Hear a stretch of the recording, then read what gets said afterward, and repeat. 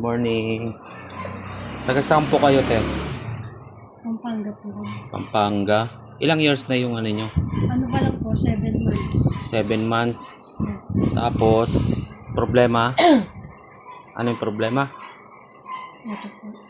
Dislok. Yung pa ako. Yung paa mo. Di ba po ganong malakas sa ganun? Dislocate.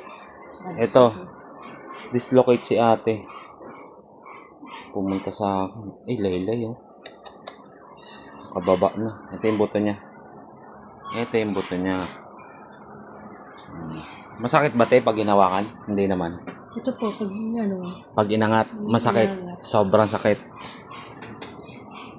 Paa mo. Ito lang po pag sobrang upo, sobrang lakad tayo. Masakit po. Oo. Tsaka sa... Namamaga yung ano mo te. Opo. Yung tuhod mo.